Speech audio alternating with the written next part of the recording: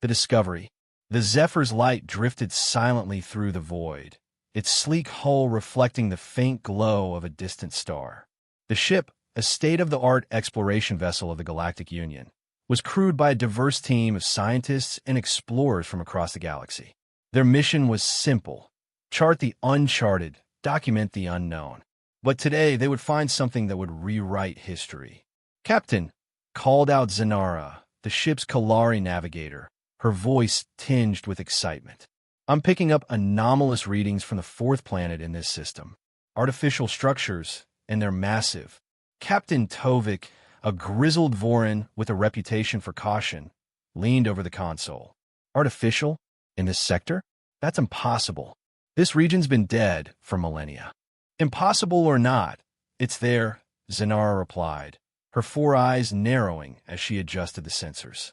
"And it's not just rubble. These are intact structures. Someone built this." The crew gathered in the observation deck as the Zephyr's light descended into the planet's atmosphere. Below them stretched a desolate landscape of cracked earth and swirling dust storms. But rising from the barren surface were the unmistakable silhouettes of towering ruins, spires of metal and stone, their surfaces etched with intricate patterns that glowed faintly in the dim light. "By the stars," whispered Krell, the ship's engineer, a squat Torgal with a knack for fixing the unfixable. "This isn't just a colony. This was a civilization." The ship touched down on the edge of the ruins, and the crew stepped out onto the planet's surface. The air was thin but breathable, and the ground crunched beneath their boots. As they approached the nearest structure, the scale of the ruins became apparent. The buildings were colossal, their designs both elegant and alien, with sweeping arches and spiraling towers that defied gravity. "These symbols," Zanara said, running a hand over the glowing etchings on a nearby wall. "I've never seen anything like them. They're not part of any known language." "Over here," Krell called from a nearby archway. He stood at the entrance to a buried vault, its doors partially ajar. The crew gathered around, their lights illuminating the interior.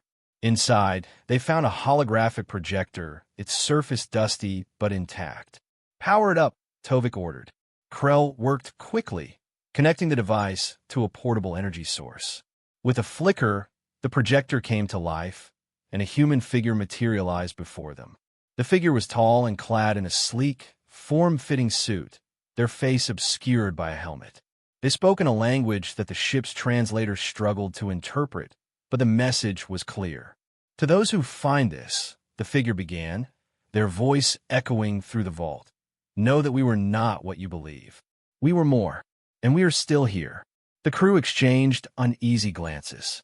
Humans were a myth, a cautionary tale of a species that had destroyed itself in a war long before the Galactic Union had risen to power.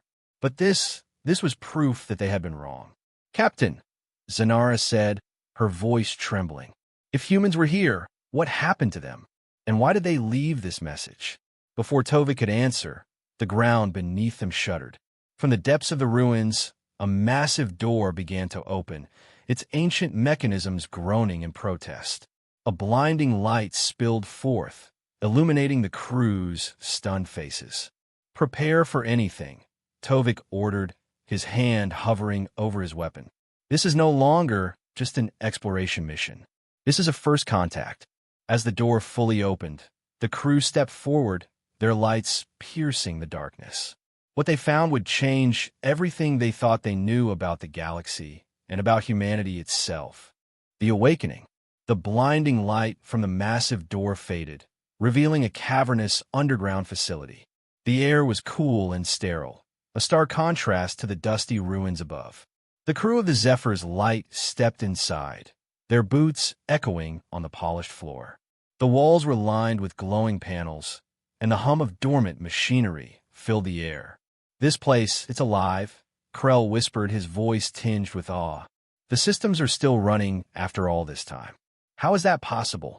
"Stay sharp," Captain Tovik ordered, his hand resting on the hilt of his energy blade. "We don't know what we're dealing with here." The crew split into teams, each exploring a different section of the facility. Zanara and Krell found themselves in a vast chamber filled with rows of cylindrical pods.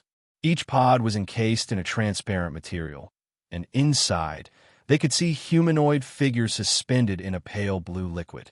Cryopods, Zanara said, her voice barely above a whisper.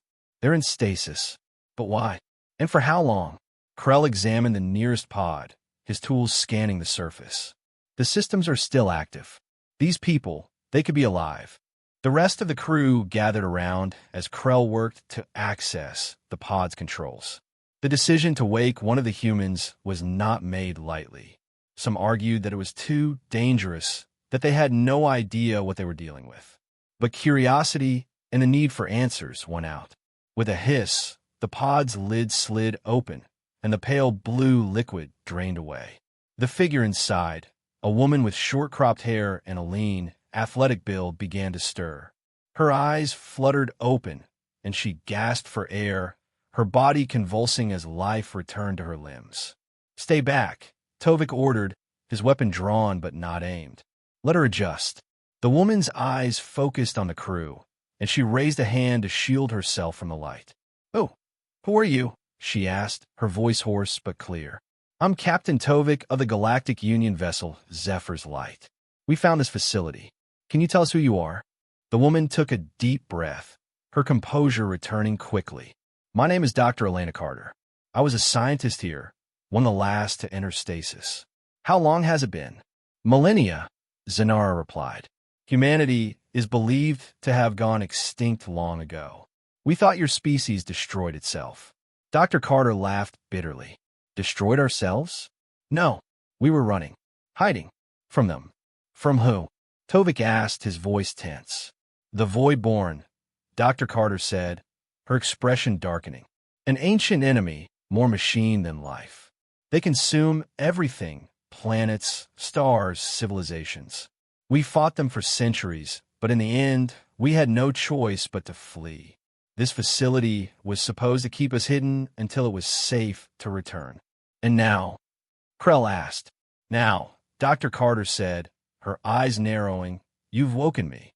And if I'm awake, it means the systems detected a threat. The Voidborn, they found us." As if on cue, the facility's alarms blared, and the lights shifted to a deep red. The crew turned to see the shadows moving. Not shadows, but figures. Sleek, metallic drones emerged from hidden compartments, their glowing eyes fixed on the intruders. "Get to the ship," Dr. Carter shouted, grabbing a weapon from a nearby rack. "If they take control of this facility, it's over." The crew didn't need to be told twice. They ran, Dr. Carter leading the way, her movements precise and confident despite her long slumber. The drones pursued, their weapons firing bolts of energy that scorched the walls. As they neared the exit, Dr. Carter stopped, turning to face the crew. "Go. I'll hold them off. You need to warn your people. The Voidborn are coming, and if they're here, it means they've already found others." "Wait," Tovik protested. "You can't." "I have to," Dr. Carter interrupted, her voice firm. "This is my fight. Just promise me you'll use what you've learned here. Humanity's legacy is in your hands now." With that, she turned and ran back into the facility, her weapon blazing. The crew hesitated for only a moment before sprinting for their ship, the sounds of battle echoing behind them. As the Zephyr's light lifted off, the facility's self-destruct sequence activated, the ground shaking as the ruins collapsed in on themselves. The crew watched in silence as the planet's surface was consumed by fire and dust. "What now?" Zanara asked, her voice trembling. "Now," Tovik said, his expression grim, "we prepare for war." The enemy revealed. The Zephyr's light hurtled through hyperspace, its crew silent and tense. The destruction of the human facility weighed heavily on them, but Dr. Elena Carter's warning about the Voidborn loomed even larger. The data crystal she had given them, now safely stored in the ship's secure vault, contained humanity's legacy, but it also carried the burden of their impending doom. Captain Tovik stood on the bridge, staring at the swirling colors of hyperspace. "Zanara," he said, breaking the silence, "have you decrypted the data crystal yet?" "Partially," Zanara replied, her fingers dancing across the console. It's overwhelming. The humans were far more advanced than we ever imagined. Faster than light travel, terraforming technology, weapons capable of destroying entire fleets. But there's more. Records of their war with the Voidborn. Show me, Tovik ordered. A holographic projection filled the bridge, displaying images of the Voidborn, sleek, biomechanical entities with glowing cores and shifting metallic forms. They moved like liquid, consuming everything in their path. Planets, stars, entire civilizations, nothing was spared. The Voidborn are a collective consciousness, Zanara explained. They assimilate technology and biology, adding it to their own. The humans fought them for centuries, but every battle only made the Voidborn stronger. In the end, the humans had no choice but to hide. Krell, who had been quietly listening, spoke up. If the Voidborn are as powerful as this data suggests, how are we supposed to fight them? We're not ready for this. We don't have a choice, Tovik said grimly.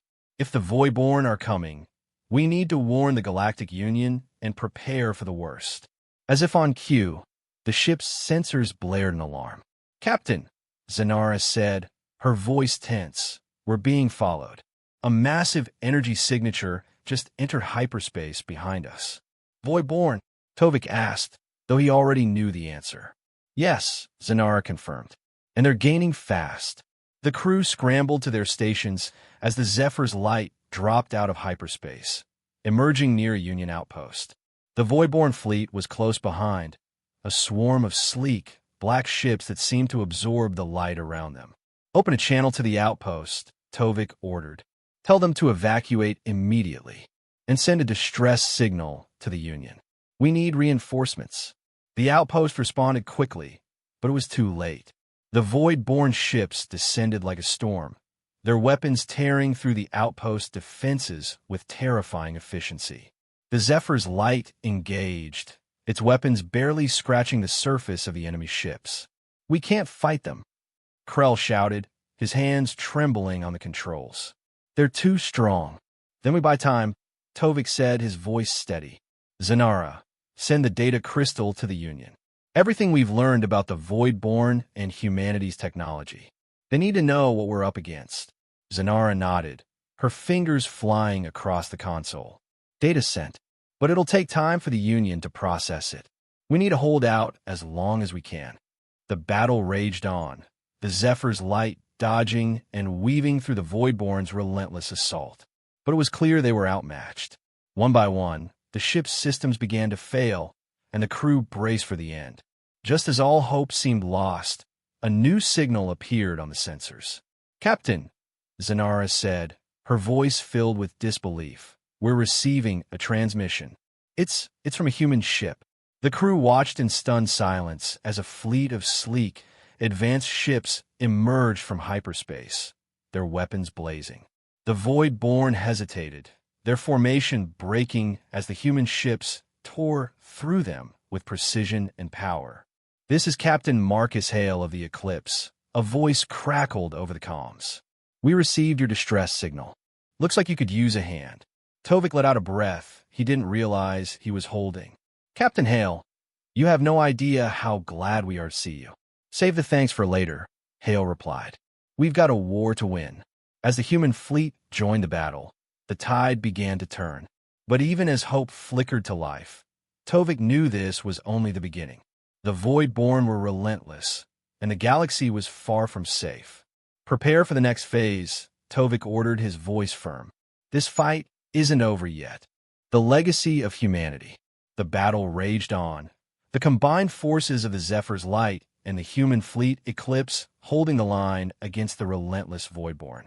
Captain Tovik watched from the bridge, his heart pounding as the human ships unleashed devastating salvos of energy, their weapons far surpassing anything the Galactic Union had ever seen. Captain Hale, Tovik said over the comms, your technology is incredible. How did you? Later, Hale interrupted, his voice sharp but not unkind. Right now, we need to focus on surviving. The Voidborn don't stop, and neither can we. The Voidborn ships, though damaged, continued their advance, their biomechanical forms repairing themselves almost as quickly as they were hit. The human fleet fought with precision and coordination, but it was clear they were buying time, not winning. Captain Tovik, Zanara called out, her voice urgent. The data crystal, it's been fully decrypted. The Union is analyzing it now. They're scrambling to replicate the human technology, but it'll take time. Time we don't have, Tovik muttered. He turned to the comms. Captain Hale, what's your plan? We can't keep this up forever. Hale's voice crackled back, calm but resolute. We're not trying to. We're buying time for the Union to mobilize. The Voidborn are a galaxy-wide threat, and we need everyone on board if we're going to stop them. As if to emphasize his point, a massive Voidborn ship, a behemoth of shifting metal and glowing energy, emerged from hyperspace. Its presence sent a chill through the crew of the Zephyr's Light. This was no ordinary ship. It was a command vessel, a harbinger of destruction. That's their flagship, Hale said, his voice tight. If we can take it down, we might stand a chance. But it won't be easy. Tovik clenched his fists. What do you need from us? Cover us, Hale replied. We're going in. The human fleet surged forward, their ships weaving through the Voidborn's defenses with unmatched skill. The Zephyr's Light followed, its weapons firing in support. The battle was chaotic, a maelstrom of energy blasts and explosions, but the human ships pressed on, their focus unwavering. As they neared the flagship, the Voidborn's resistance intensified. Drones swarmed the human ships, their weapons tearing through shields and hulls. The Eclipse took heavy damage, but it didn't falter. This is it, Hale said, his voice steady. We're going to hit them with everything we've got. If this doesn't work. He didn't finish the sentence, but he didn't need to. Tovik understood. This was their last stand. The Eclipse unleashed a barrage of energy, targeting the flagship's core. The Void-born ship shuddered, its glowing core flickering as the attack struck home. For a moment, it seemed like it might hold, but then, with a blinding flash, the core exploded, taking the flagship with it. The Void-born fleet, now leaderless, began to retreat, their ships disappearing into hyperspace. The battlefield fell silent, the only sound the crackle of damaged ships and the hum of engines. We did it, Zanara whispered, her voice filled with disbelief. Not yet, Tovik said, his eyes fixed on the retreating Voidborn. This was just one battle. The war is far from over. Captain Hale's voice came over the comms, weary but determined. You're right. But now the galaxy knows the truth. Humanity is still here, and we're not going anywhere. Together, we can fight this. Tovik nodded, a flicker of hope igniting in his chest. Together, as the human fleet regrouped and the Zephyr's Light prepared to return to the Union, Tovik couldn't help but feel a sense of awe. Humanity's legacy wasn't just their technology or their resilience. It was their ability to unite others, to inspire hope in the face of despair. The Voidborn were a formidable enemy, but for the first time, Tovik believed they could be defeated. And it was all thanks to the humans, the species that had refused to die. Set a course for the Union, Tovik ordered. We've got a lot of work to do. As the ship jumped to hyperspace, the crew looked to the future, ready to face whatever came next. The galaxy was no longer alone. Humanity had returned, and with them, a chance to survive.